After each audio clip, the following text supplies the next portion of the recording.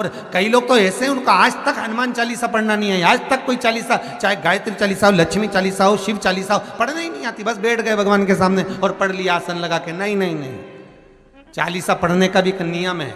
अगर कोई लक्ष्य लेकर पढ़ रहे हो तो उसका एक नियम है।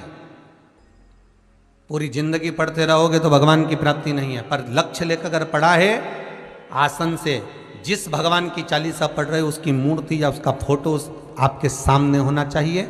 एक घी का दिया, अगर हनुमान चालीसा पढ़ रहे हो तो या तो घी का दिया जलाओ, वो भी गाय के घी का हो, भैंस के घी का मत जलाना। हनुमान जी कभी प्रकट नहीं होंगे भैंस के घी से। घी का दिया लगाइए अगर चालीसा का पाठ कर रहे हो हनुमान जी का।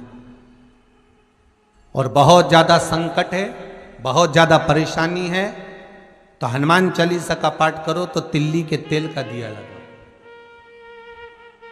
काली तिल के तेल का दिया, तिल का तेल का दिया हनुमान जी के सामने आसन बिछाकर। बहुत तकलीफ है तो 3 पाठ प्रतिदिन करो और एक आसन से जितने समय, 9 बजे अगर आप बैठते हो पाठ करने तो 9 बजे ही बैठना है।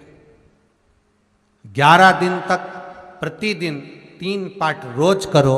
एक पानी का लोटा, कलश, तांबे का जल अर्थात तांबे का लोटा हो, स्टील का लोटा हो, तुम्हारे पास जो कलश हो उसमें जल भरकर, एक सिक्का उसमें पटक कर, एक लौंग पटक कर प्लेट से ढक कर रख दो और प्रतिदिन बस टाइम पर बैठकर पाठ करो।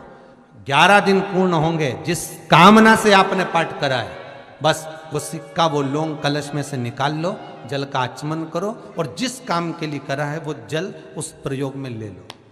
उस प्रयोग, किसी से बात करने जाना है तो वो जल पी कर जाइए, कोई से हाथ मिलाना है तो वो सिक्का, वो लौंग अपने हाथ में रखिए, अपने साथ रखिए। कोई लोग कहते हैं कि शिव महापुराण में क्या रखा है, क्या मिलता है।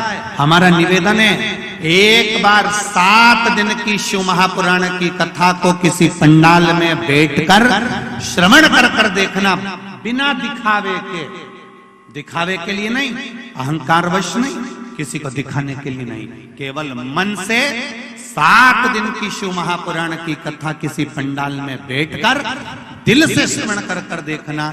3 महीने में जो तूने मांगा है वो तुझे प्राप्त होकर ही रहेगा, निश्चित है।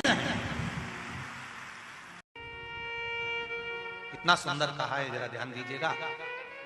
शिव महापुराण की कथा कहती है,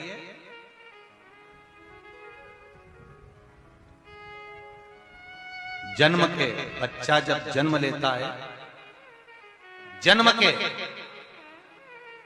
1 महीने पहले अगर 1 लोटा जल शमी पत्र समर्पित कर शिव जी पर चढ़ा दिया जाता है तो नारी के गर्भ से जो बच्चा होता है वो कभी विकलांग नहीं हो सकता, मंदबुद्धि नहीं हो सकता, विवेकवान,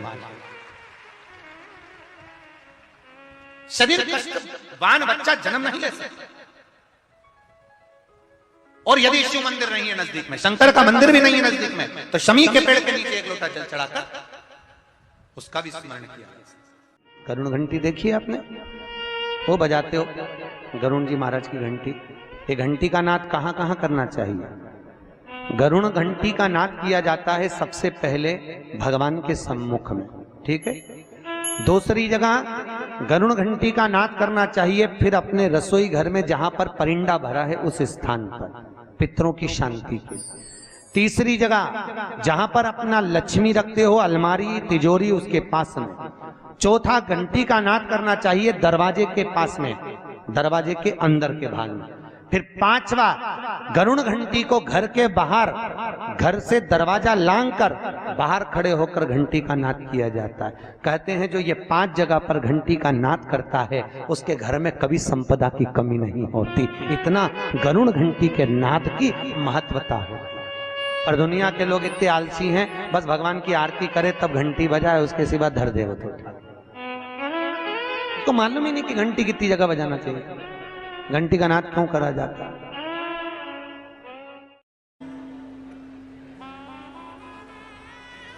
शिव की आराधना किसको कहते हैं?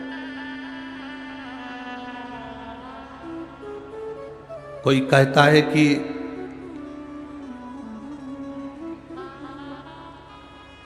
क्यों भटक रहे हो, क्यों जा रहे हो यहाँ वहाँ? हम कहते हैं तुम भटको भी मत, कहीं मत जाओ। तुम्हारे घर के नज़दीक में जो शंकर का शिवालय हो, तुम्हारे घर के नज़दीक में जो शंकर का मंदिर हो, शिव मंदिर हो, शिवालय हो, उस शिवालय में जाकर 1 लोटा जल प्रतिदिन चढ़ाना प्रारंभ करो। जो प्रतिदिन भगवान शंकर के मंदिर में 1 लोटा जल समर्पित करता है, उसका हाथ महादेव पकड़ लेता है, फिर ऐसे ही नहीं छोड़ता, उसको मंजिल तक पहुंचाकर छोड़ता है।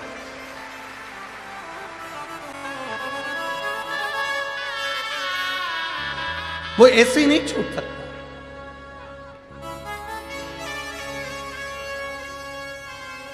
आपने अगर उस पर भरोसा करा है, हां, थोड़ा कष्ट हो सकता है, थोड़ी तकलीफें आ सकती है, थोड़ा दुख आ सकता है, जिंदगी में थोड़े थोड़े तकलीफें हर मनुष्य के जीवन में आती है। कोई संत, कोई साधु, कोई गुरु, कोई ब्राह्मण, कोई बहुत बहुत बड़ा महाराज भी अगर तुमको कह दे कि उसकी जिंदगी में दुख नहीं है, तो समझ लेना कि झूठ बोल रहा।